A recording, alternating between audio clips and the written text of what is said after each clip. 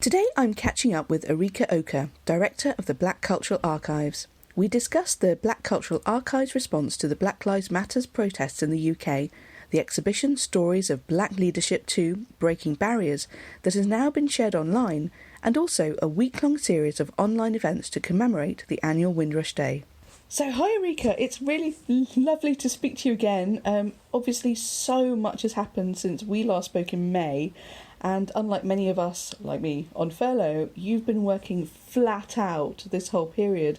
So I just wanted to ask you, how are you doing and what have you been working on? Thank you so much for asking. How am I doing? How's BCA doing? How's the team doing? We're all... BCA is not exhausted, everyone else is. The BCA is coming into its own. It's really interesting. I can't remember, but I think the last time we were speaking, we were talking about like the journey of BCA and, you know, what the challenges are ahead, what the challenges were behind and how it's evolving its voice. And I feel like we probably talked a bit about, you know, the activist evolution into being an active voice, and how interesting, right, that BCA has found the right place for its voice to be heard. So after George Floyd's murder, we were all really knocked emotionally and mentally and physically, and I feel like we didn't understand that first week. We didn't understand what we were going through as individuals at BCA and the BCA board, and our colleagues who are also like black directors or black organisations like Africa Centre, etc. I feel like we didn't really understand what, you know, because we're so used to experiences of racism, we're so used to these stories that it's not a new story, and it felt like that happened. And then by the end of that first week after George Floyd was killed, which would have been the last week in May, just psychic exhaustion seemed to kind of take over. And we wanted to say something about it. BCA wanted to say something about it. I know there's a lot of statements out, an increasing number of statements. Today, as we're recording this, I'm a Barbican member, and I just got an email from the Barbican about their anti-racist stance or what have you. So there's an increasing number of statements coming out, and we did feel like, well, BCA, you know, it was that first week, in that immediate, but we couldn't write anything because we were too upset. And I put something on our Instagram, a kind of pre-statement, if you like, just about how we were upset, how we were feeling. But that wasn't ever going to be our full statement. And our marketing guru, Juanita, we had a chat and she wrote some words over the weekend. And then on the Monday, we had a group call of our trustees, and we really kind of fashioned a statement that I think for the first time since I've been there and this new board have been there, really felt so much like it was our authentic BCA voice. And that statement's up on our website in the news section, so I guess it'll be there, and as long as the website's there. And it was a really powerful, it felt like a very powerful, like, coming of age moment actually for BCA and BCA's voice. And it also felt like a unified thing for us to do. So I think it drew us all closer. So we had a staff meeting later in the week, and a couple of the staff had said that it made them proud to work for BCA. And I just thought that's, like, amazing. And so, yeah, that's part of how we are. Like, part of how we are is that we started to grow up as an organisation. I think that's really powerful to hear, because, I mean, you know, with my cynical hat on, I'm seeing a lot of statements in the public from a whole range of people, a whole range of organisations, big, small, you know, whoever it is. And it very little of it sits very well with me. It seems very unauthentic. And I think it's quite powerful that you said that you all sat down with your trustees. So this is something that clearly filters all the way through your organisation. Oh, yeah.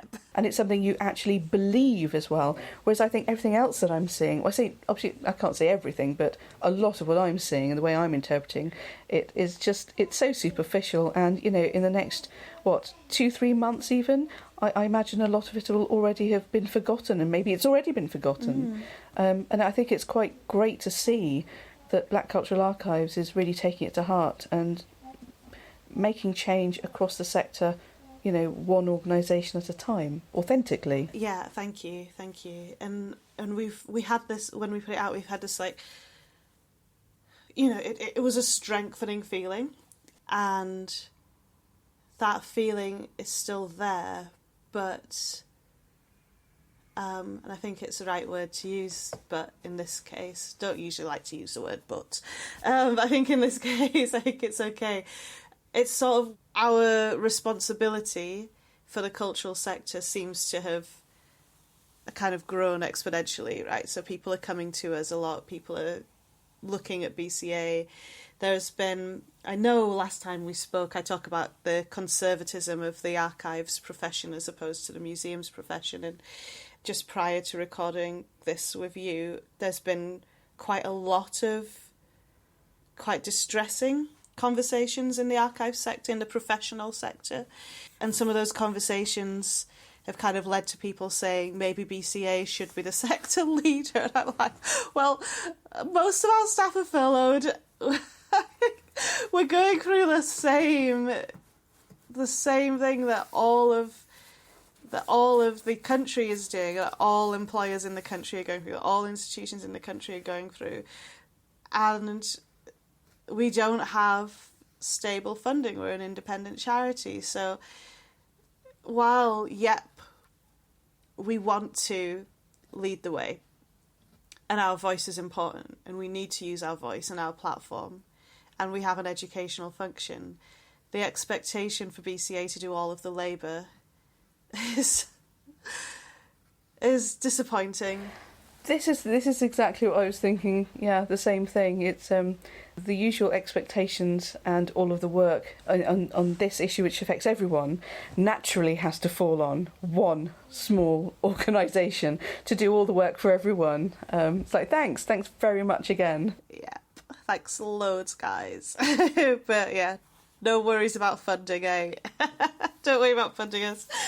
I don't know. So that's like, it's just this kind of roller coaster again. Like, I feel like we probably talked about the coronavirus pandemic being a roller coaster. I don't know, but this certainly is, because we make a step, and then the weight is increased on our shoulders. So yeah, it feels like it's becoming quite Sisyphean. Wow. I mean, saying that, there are some really interesting and positive things that you guys are doing as well.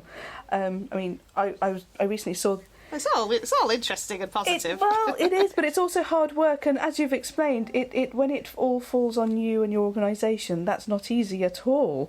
Because all of a sudden, all the eyes turn in your direction, and you think, well, what about everyone else? I thought we were all in this together.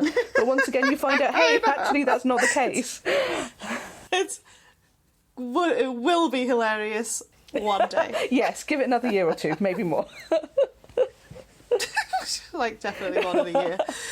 But, one of the things I thought was really interesting that you guys are doing is you're curating a new archive collection, specifically comprising Black Lives Matters, activism and protest. So I can include a link to your website about this, but it's a whole range of things, from photography, videos, art, petitions, articles, poems, pretty much anything that people think is important and relates to this movement.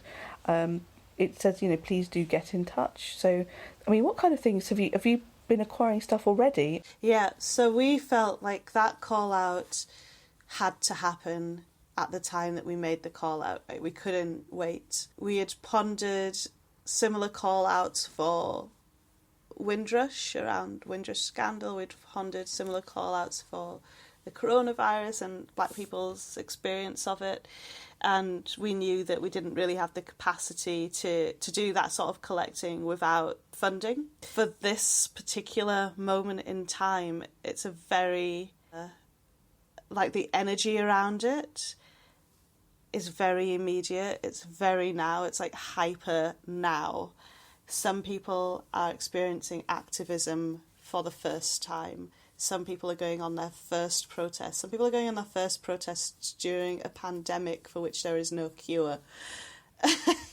You know, and on top of that, so because of the pandemic, right, so much of the protest is digital, so much of it is happening online.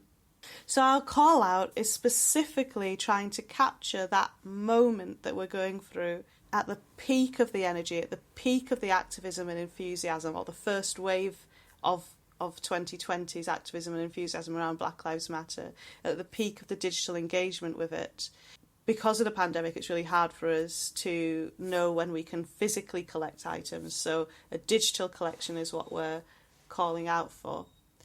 Collecting the Black Lives Matter movement and its predecessor movements and spin-off movements is a whole different story. And for that would be a longer and much more nuanced project, because there are so many people that we would want to proactively kind of approach, rather than, you know, put the big call out for.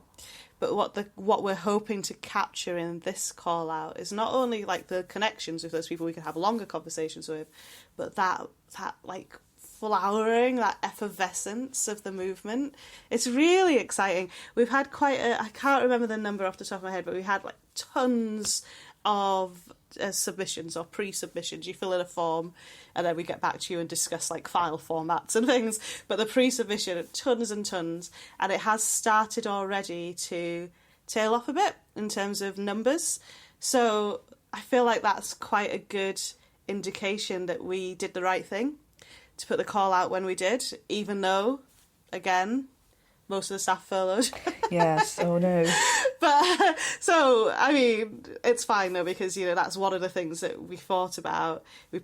That's why we did like a pre-submission process, so that we can capture those people and then get back to them gradually. Yes, gradually. There is time, thankfully.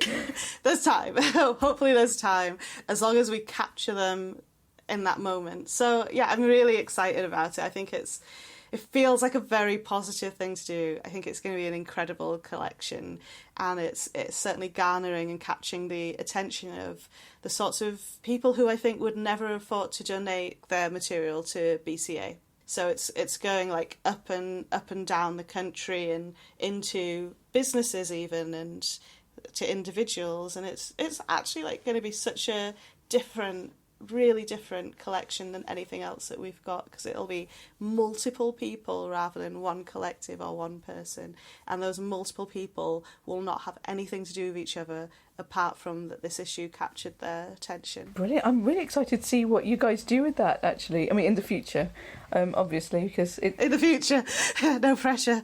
Yeah. No, you don't have to do anything tomorrow. That's fine. Yeah. But I mean, if people want to come and see one of your online exhibitions, they can do that. It's just on your website. So, Stories of Black Leadership 2, Breaking Barriers.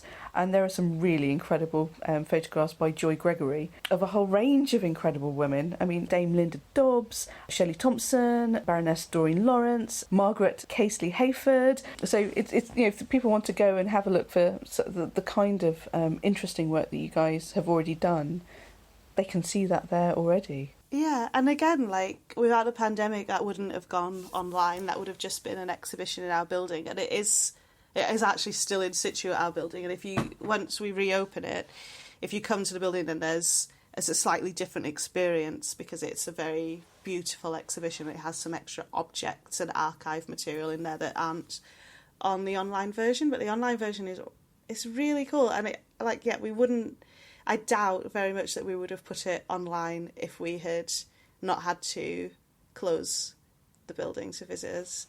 So, Joy Gregory is an absolute, incredible woman.